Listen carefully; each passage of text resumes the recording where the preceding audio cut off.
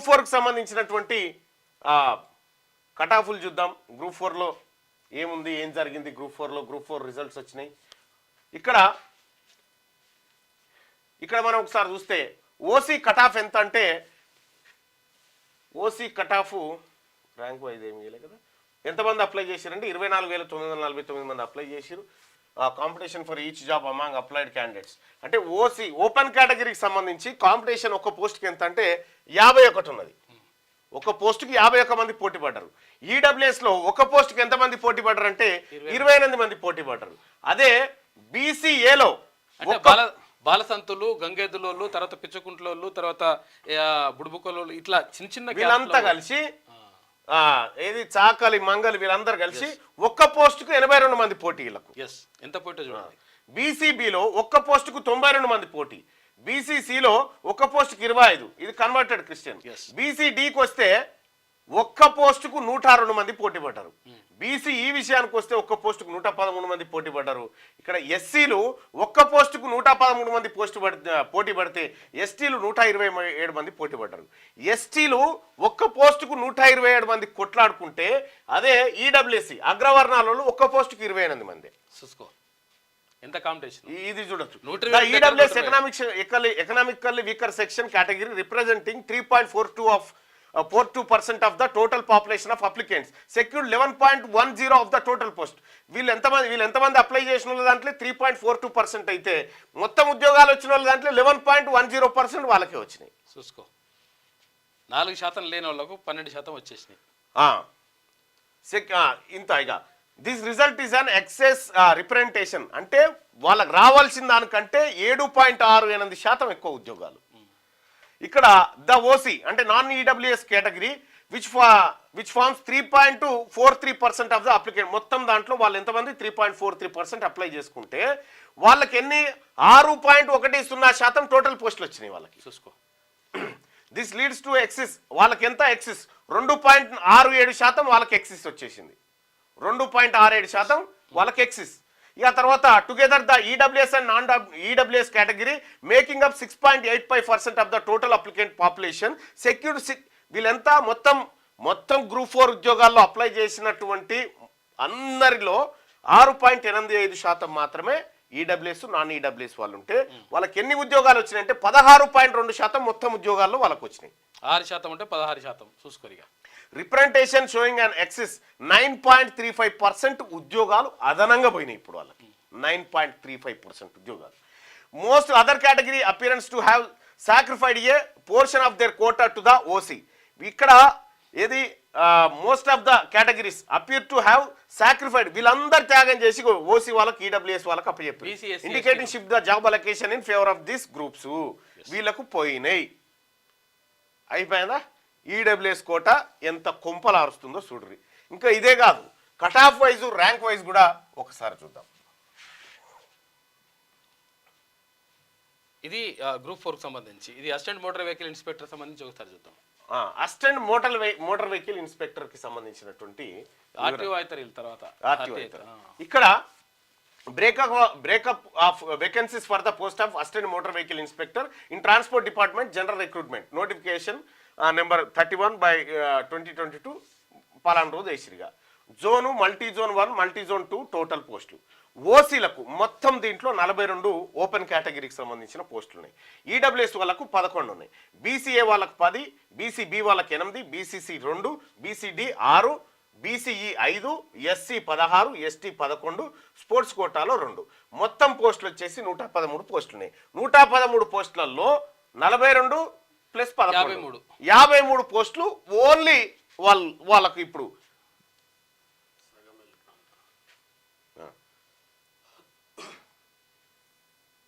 కిందికి పోతుందన్నా.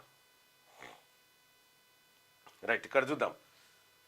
ఇక్కడ assistant motor vehicle inspector state rank wise cut off ఎట్లా ఉందంటే, ఓసీ అంటే ఓపెన్ కేటగిరీలో ర్యాంక్ ఎంత కట్ ఆఫ్ అయింది? మేల్ ర్యాంకు 32 ర్యాంక్ వరకు ఓపెన్ కేటగిరీ కట్ ఆఫ్ అయితే, ఫీమేల్ ర్యాంక్ వచ్చేసి 264 వచ్చింది.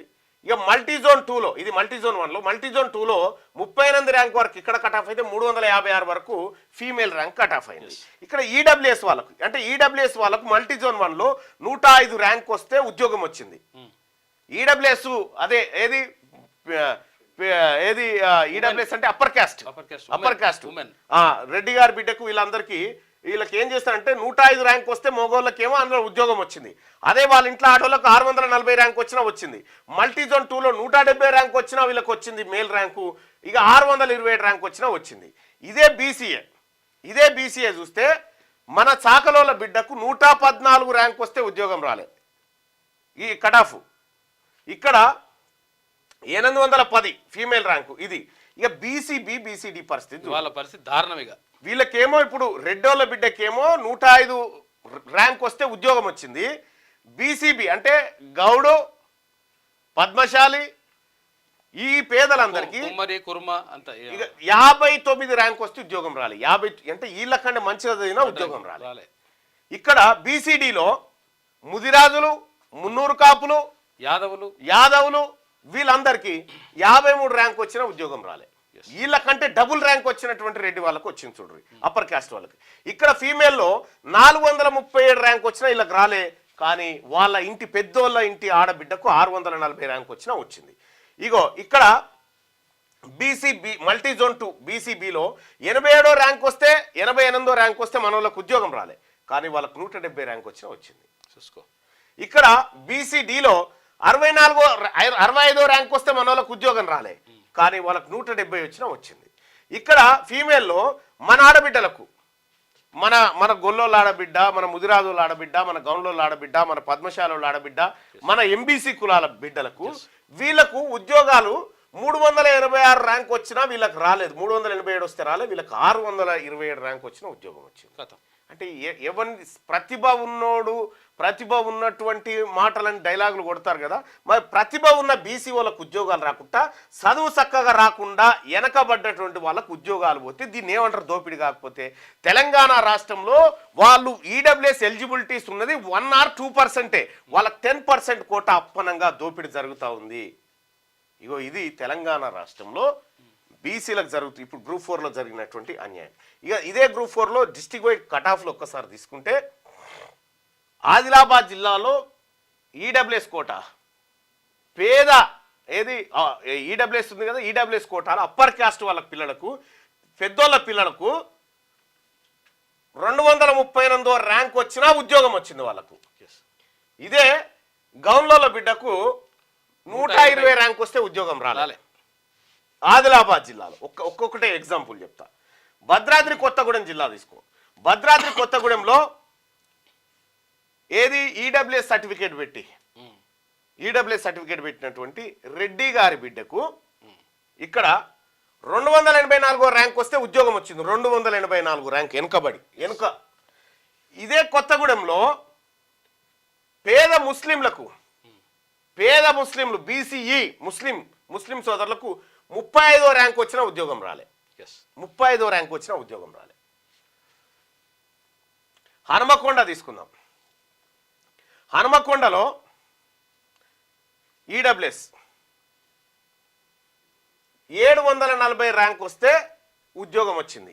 740 ర్యాంక్ వచ్చినా ఉద్యోగం వచ్చింది హనుమకొండలో. ఇదే 137 వస్తే రాలే. ఇగో బీసీడీ 137 వస్తే రాలే, ఉద్యోగమే రాలే. 740 ర్యాంక్ వచ్చినా కూడా వాళ్ళకు ఉద్యోగం వచ్చింది. మన వాళ్ళకేమో 137 వచ్చినా ఉద్యోగం రాలే. ఇక్కడ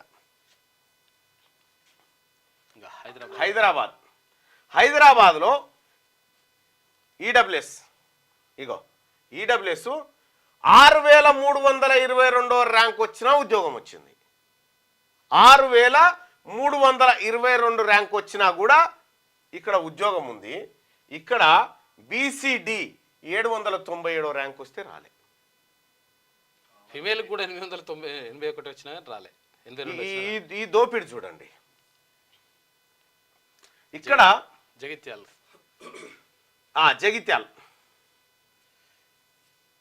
జగిత్యాల జిల్లాలో ఈడబ్ల్యూఎస్ కోటాలో 365 మార్కులు వస్తే వీళ్ళకి ఉద్యోగం వచ్చింది. ర్యాంక్ వచ్చినా ఇక్కడ బీసీడీ 159వ ర్యాంక్ వస్తే ఉద్యోగం రాలే. ఇగో బీసీబీ 151 వస్తే రాలే అసలే. జనగామ జిల్లాకు సంబంధించి చూసుకుంటే జనగామలో ఈడబ్ల్యూఎస్ కోటాకు సంబంధించి 203 ర్యాంక్ వచ్చినా వచ్చింది వీళ్ళకు. కానీ మన బీసీడీ బిడ్డలకు 76-77 ర్యాంక్ వస్తే రాలే. మొత్తం ఇదే ఈ ఉద్యోగాలలో జరుగుతున్నటువంటి దోపిడీ ఏదైతే ఉందో ఇది పట్టబగటిలి జరుగుతున్న దోపిడీ. దీని మీదనే నేను మొర్ర మొత్తుకుంటున్నా. ఈడబ్ల్యూఎస్ కోటా మన పిల్లల ఉద్యోగాల కుంపలు మూస్తుంది. ఈ వేగంగా ఉద్యోగాల భర్తీ కథ ఏంటంటే ఇవే.